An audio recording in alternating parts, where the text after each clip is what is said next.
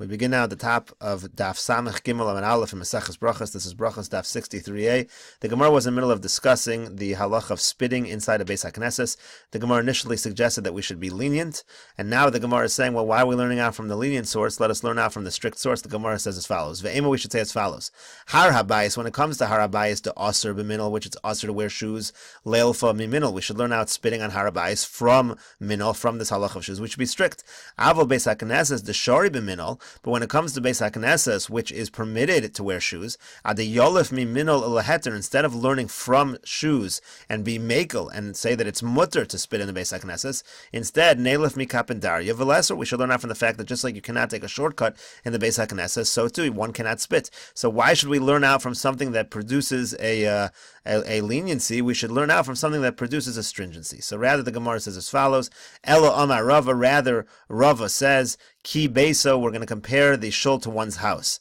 Ma Beso akapendoria kapid inish, arakika umino lo kapid inish. Just like in one's house, they're strict that you shouldn't use it as a shortcut, but they're not strict about spitting, they're not strict about shoes. Af Beis Knesses, so too that will be the halacha by Beis Knesses. Kapendoria hu the aser, it's forbidden to use it as a shortcut. Rikika uminol shari. However, to spit in the Beis Knesses, to wear shoes in the Beis Knesses would be okay. Gemara now continues quoting the Mishnah, Kol chosmei brachos shebamikdash v'chulo. It said that when they used to make brachos in the Beis HaMikdash, they used to end it off a little more lengthy than a standard bracha. They used to end it off with Baruch Hashem min ha'olam, and then they changed it to min ha'olam v'yad ha'olam. So the Gemara is going to ask, why did they have this lengthy thing? Also, it was also mentioned in the course of that Mishnah, we mentioned the fact that they didn't answer Amen, they answered Baruch Shem Kavod Malchuso Li'olam V'ed. So the Gemara says, Kol kach lama. Where do we get all of these halachas from about brachas in the Beis HaMikdash? The Gemara answers, Lefi she'ein onin amen b'mikdash, because we don't answer amen in the Beis HaMikdash. Uminayin she'ein onin amen b'mikdash. How do we know we don't answer amen? She'nemer, like it says, Kumu baruchu es Hashem Elokeichem. Min ha'olam ad ha'olam, it says you're going to make a bracha min ha'olam v'ad ha'olam. We'll see Rashi explain a little more of this. V'yomer, and it says v'varchu shem kvodecho meromim al kol brachot tehila. So it says on every single bracha you're going to answer by blessing Hashem's name. That's essentially the source for Baruch Shem. The Gemara then finishes, Yachol kol ha-brachas kulan tehila and tila achas. I might think that all of the brachas of, let's say, the Shemona Ezra, you should just do one answering. Talmud lo mor meromim al kol brachot tehila. On each bracha, tehila. Al kol bracha tein lo tehila. On every single bracha individually, one should give praise. So Rashi explains what's going on. Vivarchu shem kavodecha. So Rashi first says that second pasuk that was quoted teaches us Baruch Shem Kavod Malchuso Li'olam V'ed Onin. That's what they answer. V'hamivarech Omer Baruch Hashem Elokei Yisrael Min Ha'olam V'yad Ha'olam. That's from the first pasuk that we quoted, that the person making the bracha should say Baruch Hashem Elokei Yisrael Min Ha'olam V'yad Ha'olam. As we mentioned again, initially there was just Min Ha'olam, and then it became Min Ha'olam V'yad Ha'olam, because they questioned whether it's not only Olam Hazeh, even Olam Haba. So the Rashi continues explaining that Mefarish b'Tosefta shetiknu min ha'olam v'yad ha'olam. The reason why they made this takana to say min ha'olam v'yad ha'olam, not just say the word olam once, lahodia she'ein ha'olam hazeh lifnei ha'olam haba klum. It's to tell you that olam hazeh is nothing compared to olam haba. Ela kepruzdur lifnei hatraklin. It's just like a hallway in front of the main area. Kolomar hinhigu berchosa ba'olam hazeh. You should accustom oneself to saying brachos in olam hazeh kedei lios regilam la'olam haba shekula arch. That way you'll be accustomed to it for Olam Haba, which is eternal, which is forever. Okay, and then it said here Tehila Achas. I might think one Tehila Sheyanu Pam Achas Baruch Shem. Maybe I'd only think to do one. So the answer is no. You and I'll call it brachos, meaning Besof Bracha Achrona. So the answer is no. You do it on every single bracha. You say this Tehila. Gemara now quotes the Mishnah, Hiskinu shehei adam shoel b'shlom chavero v'chulu. It said that when a person says hello to one's friend, he should use Hashem's name, and the Mishnah quoted a number of psukim to prove that. So the Gemara says, Ma'ay v'yomer, what is this v'yomer? Why does the Mishnah need to bring multiple proofs to the same halacha? So the Gemara explains. The first source was from Boaz, how he greeted the people. So maybe he just did it from his own opinion, his own thinking. It wasn't really sourced from a halacha. So that's why we need the second pasuk. Tashma Hashem imcha gibor hachayil. So this was talking about where a malach was talking to Gidon, and again he uses Hashem's name. Maybe you're going to say this was just the malach saying to Gidon. We'll see Rashi about this. But Tavshma, so we'll bring a third proof. Al tavos kizakna imcha. So what it means to say here is al tavos kizakna imecha means to say don't look down upon that which Boaz did. You should learn from what Boaz did. V'yomer, and it says, that there are times when the Chachamim can even institute their own practices. So let's take a look at Rashi here to understand what's going on. So Rashi starts off, maybe Boaz did it himself, but we don't learn from him. So we bring the second pasuk to prove that we learn from the Malach. Kilomar means to say, Lo shal b'shlomo v'lo barchu. So this is not all in the Gemara, but the way Rashi understands it, it means that the Malach never really was saying Shalom Aleichem. He wasn't asking about his Shalom. He wasn't giving him a bracha. He was just delivering a message from HaKadosh Baruch Hu, saying the Shechina is with him. V'lo gamrina mine. So we can't learn from there either, because that was a specific message. It wasn't the idea that he was giving him a bracha and saying Shalom Aleichem. He was giving him a message that God was with him. So Tashma al Tavos kizikna imcha, kizakna imecha. So then it says, Rashi is going to explain, al Tavos as Boaz. This is a reference to Boaz. Don't look down upon Boaz, lemor midai to us, to say he did it from his own knowledge. El alamun mi zikna Yisrael. Rather, you should learn out from the zikna Yisrael. Ki yesh lo mi sheyismach shenemer eis lasos lashem.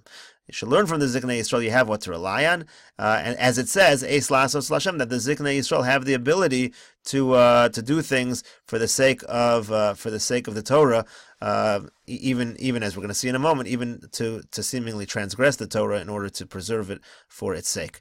And the Gemara now explains that. Amar Rava says, Haikra Meresha L'Seifa Midrash Miseifa L'Reisha Midrash. This pasuk of Eis Lasos Lashem can be understood from beginning to end, reading it the way it's written. It can also be understood from the end towards the beginning. You can understand it, so to speak, backwards. The Gemara explains. Midrash Meresha L'Seifa Midrash. So we can learn it from Meresha L'Seifa Midrash. We can learn it from beginning to end as follows. Eis Lasos Lashem, my tam mishum eferu Torasecha. There are times to do for Hashem. Why? Because they have rebelled against your Torah. Miseife l'reisha midrash, it can also be learned from the end to the beginning. Heiferu Torasecha, that we should uproot the Torah. My time. What's the reason? Mishum eis lasos Hashem. We do it because it is a time to do it for Hashem. Rashi here will explain. Rashi says, Miseife l'reisha in bas l'darsho l'mikra zeh yesh lach l'darsho yafe bein kichsivaso bein b'hafach. You can darshan this properly the way it's written and backwards.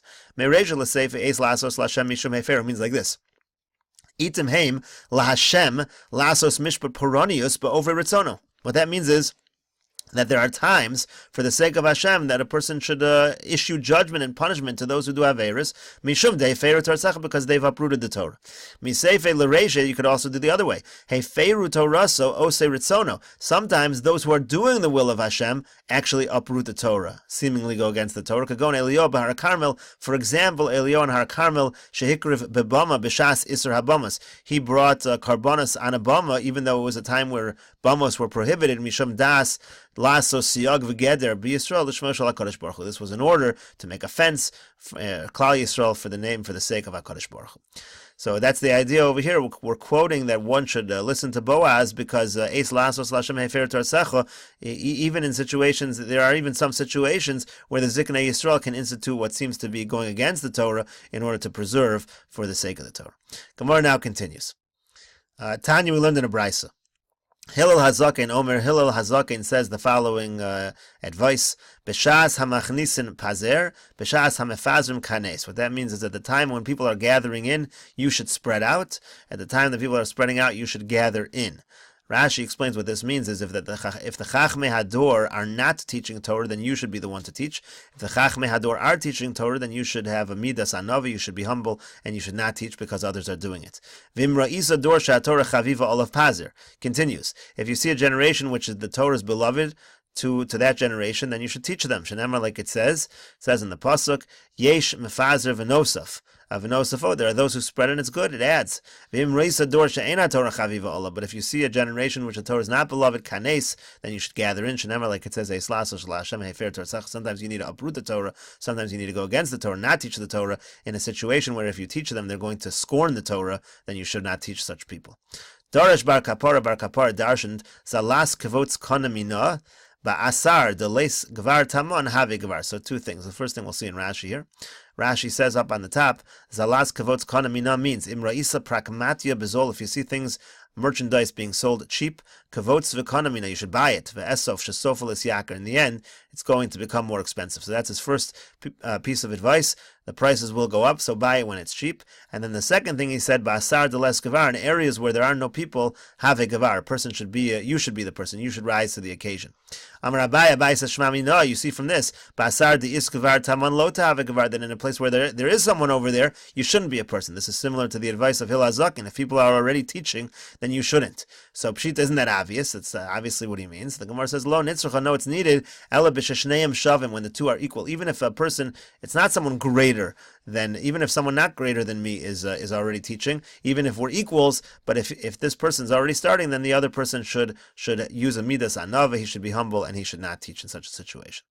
Gemara continues, Darish bar kapar darshan the ezui parsha ketana shakol gufei Torah teluyin bo. What is a small parsha in the Torah where all of the main ideas of the Torah hang from it? It says bechol derechecha do'ehu v'hu yashar chosecha. You should follow in the ways of Hakadosh Baruch Hu. Amar Rava says afilu lidvar avera. This applies even when it comes to a dvar avera. Bechol derechecha do'ehu applies even when sometimes you have to do an avera. Rashi explains bechol derechecha, everything you do afilu lav or avera, even for an avera do'ehu tain leiv, you should pay attention. In sorach mitzvah, maybe this avera is really for the purpose of an ultimate mitzvah. Kagon Elio bar Carmel, like for example Elio Carmel, and by Hara Carmel, as we mentioned before, avor aleh. In such a situation, you should transgress. So that's the idea. Bechol derechecha do'ehu, even when sometimes it's a dvar avera.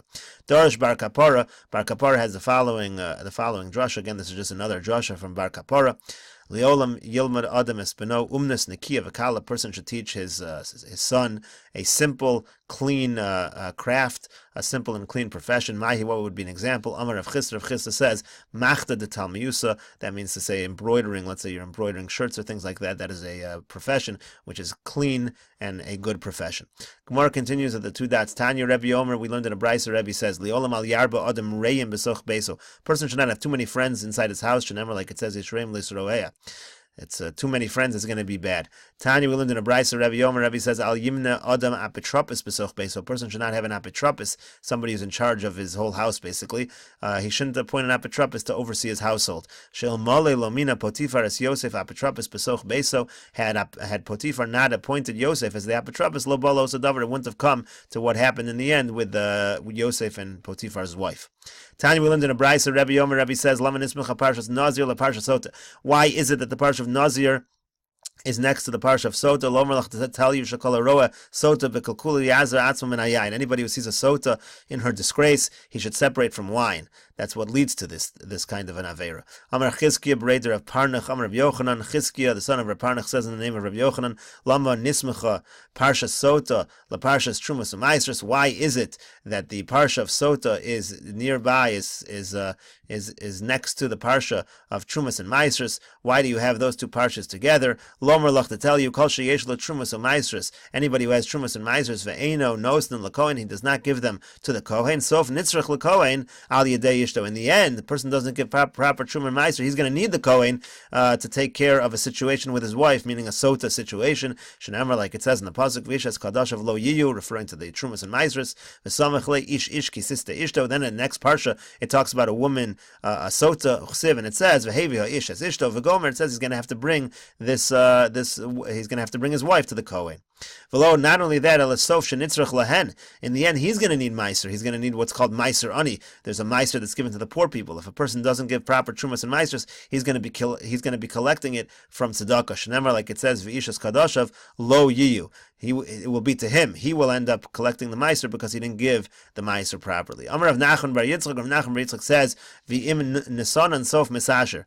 If a person does give Trumas and Meisers properly, he's going to become wealthy. Shneimar, like it says, Isha sher yitin lakoin lo yihya, we darshan lo yihya maman harbe. To him will be a lot of money, a great fortune.